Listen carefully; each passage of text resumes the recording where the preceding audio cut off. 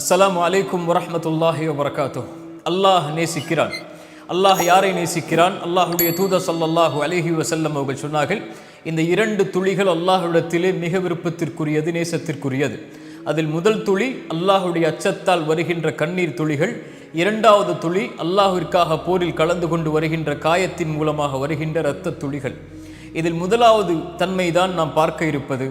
யார் அல்லாஹ்வின் அச்சத்தால் அழுகின்ற கண்ணீர் துளிகளை வைத்திருக்கின்றார்களோ அவர்களை அல்லாஹ் நேசிக்கிறான். சுப்ஹானல்லாஹ்.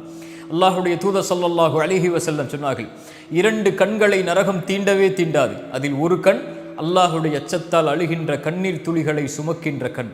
அல்லாஹுடைய தூதர் ஸல்லல்லாஹு அலைஹி வஸல்லம் மேலும் சொன்னார்கள், அல்லாஹ் நரகத்தை தடை செய்கிறான் அல்லாஹ்வின் அச்சத்தால் அழுகின்ற கண்ணீர் துளிகளை சுமக்கின்ற கண்களை உடையவர்களை. அல்லாஹுடைய தூதர் ஸல்லல்லாஹு அலைஹி வஸல்லம் மேலும் சொன்னார்கள், அல்லாஹ் நாளை மறுமையில் அர்ஷின் நிழலை அளிப்பான். அதில் ஒருவர் தனிமையில் இருந்து அல்லாஹுவை நினைவு கூறுவார். அல்லாஹுவை நினைவு கூறும் காரணத்தால் அவருடைய கண்கள் கண்ணீரை ஒடிக்கும். இந்த நபருக்கு அல்லாஹ் நாளை மறுமையில் அர்ஷின் நிழலை அளிப்பான் என்று அல்லாஹுடைய தூதர் ஸல்லல்லாஹு அலைஹி வஸல்லம் அவர்கள் சொன்னார்கள். எம்மில் உலக காரியங்களுக்காக அழுதவர்கள் எம்மில் உண்டு.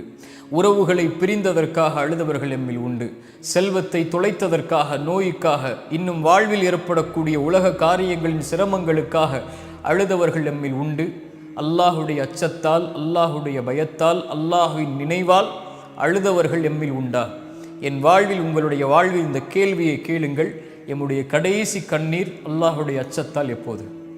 அல்லாஹ் முஃமின்களுடைய இறை நம்பிக்கையாளர்கள் என்று அல்லாஹ் அழைக்கின்றானே குர்ஆனிலே, நாம் அந்த கூட்டத்தில் உள்ளவர்கள் என்று எண்ணிக்கொண்டிருக்கிறோமா இல்லையா?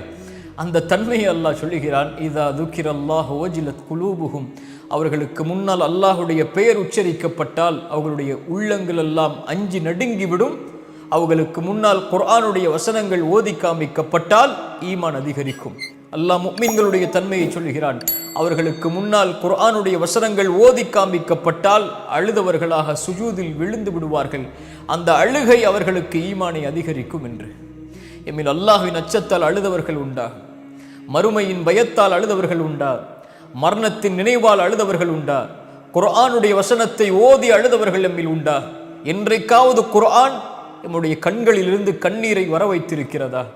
இந்த தன்மைகள் எல்லாம் இல்லை என்றால் உறுதிப்படுத்திக் கொள்ளுங்கள், உங்களுடைய உள்ளம் செத்து விட்டது என்றோ, உயிரில்லாமல் உலக ஆசைகளில் வாழ்ந்து கொண்டிருக்கிறது. ஈமானை கொண்டு உயிர்ப்பித்து விடுங்கள், நீங்கள் உயிரற்ற மனிதர்களாக ஆகுவதற்கு முன்னால். அல்லாஹுடைய தூதர் ஸல்லல்லாஹு அலைஹி வஸல்லமுடைய வாழ்க்கையை கவனியுங்கள். அப்துல்லா இப்னு மஸ்ஊதை அழைத்தார்கள். அப்துல்லா இப்னு மஸ்ஊத், குர்ஆனுடைய இந்த சூராவை எனக்கு ஊதி காட்டுங்கள். அப்துல்லா இப்னு மஸ்ஊத் சொன்னார்கள், யா ரசூலல்லாஹ், உங்கள் மீது தானே குர்ஆன் இறக்கப்பட்டது, நான் எப்படி ஓதி காமிக்க முடியும்?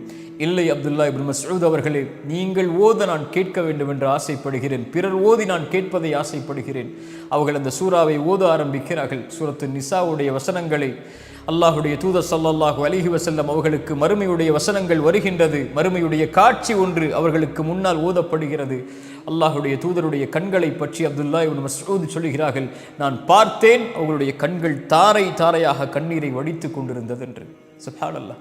அல்லாஹுடைய தூதர் கபரை நினைத்து அழுதிருக்கிறார்கள். நபித்தோழர்களுக்கு முன்னால் உட்கார்ந்திருக்கிறார்கள். ஜனாசாவை அடக்கம் செய்துவிட்டு ஒரு குச்சியை வைத்து மண்ணில் தேய்த்து கொண்டு அல்லாஹுடைய தூதர் சொன்னார்கள், நீங்கள் கபருக்காக, மன்னரை வாழ்க்கைக்காக உங்களை தயார்படுத்திக் கொள்ளுங்கள் என்று கூறி அல்லாஹுடைய தூதர் அழுதார்கள். நபித்தோழர்களை பார்த்து அல்லாஹுடைய தூதர் ஸல்லல்லாஹு அலைஹி வஸல்லம் சொன்னார்கள், நான் அறிந்ததை நீங்கள் அறிந்தால் குறைவாக சிரிப்பீர்கள், அதிகமாக அழுவீர்கள். இந்த ஒரு வார்த்தை தான் அத்துணை நபித்தோழர்களுடைய தலையும் சாய்ந்தது கீழே. தலைகளை தாழ்த்தியவர்களாக தாரை தாரையாக கண்ணீரை வடித்துக் கொண்டிருந்தார்கள் நபித்தோழர்கள். அவர்களுக்கு முன்னால் இத்தகில்லா, அல்லாஹுவை அஞ்சிக் கொள்ளுங்கள் என்ற ஒரு வார்த்தை சொல்லப்பட்டால் போதும். உரையல்ல, ஒரு மணி நேர அறிவுரைகள் அல்ல. இத்தகில்லா, அல்லாஹுவை பயந்து கொள்ளுங்கள் தோழர்களே என்று சொல்லப்பட்டால் தலைகளை தாழ்த்தி தாரை தாரையாக அழுவார்கள். இத்தகுன்னார், நரகத்தை பயந்து கொள்ளுங்கள், இத்தகுன்னார், நரகத்தை பயந்து கொள்ளுங்கள், இத்தகுன்னார், நரகத்தை பயந்து கொள்ளுங்கள் என்று சொல்லப்பட்டால் தாரை தாரையாக அவர்களுடைய கண்களிலிருந்து கண்ணீர் வடிந்தோடும். அல்லாஹுடைய அச்சத்தால், அல்லாஹுடைய பயத்தால்.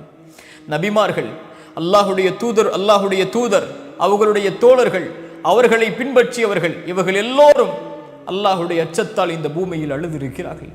அல்லாஹுவை அஞ்சுகிறோம், அல்லாஹுவை பயப்படுகிறோம், அல்லாஹுவை நம்பிக்கை கொண்டிருக்கிறோம், அல்லாஹுவை நேசிக்கிறோம், நாளை மறுமையை நம்புகிறோம், மறுமையின் விசாரணையை நம்புகிறோம், கபருடைய வாழ்வை நம்புகிறோம், கபருடைய விசாரணையை நம்புகிறோம், அரிஷின் நிழலை நம்புகிறோம், சிராத்துடைய பாலத்தை நம்புகிறோம், தராசை நம்புகிறோம், நரகத்தை நம்புகிறோம், சொர்க்கத்தை நம்புகிறோம் என்று கூறக்கூடிய நாம் என்றைக்காவது அல்லாஹுடைய அச்சத்தால் அழுதிருக்கிறோமா? அல்லாஹுடைய பயத்தால் அழுதிருக்கிறோமா? எம் பாவங்களை எண்ணி அழுதிருக்கிறோமா? எம் குற்றங்களை எண்ணி அழுதிருக்கிறோமா? அல்லாஹுடைய தூதர் ஸல்லல்லாஹு அலைஹி வஸல்லம் குர்ஆனை இரவில் ஓத ஆரம்பித்தால் தொழுகையில் அழுவார்கள்.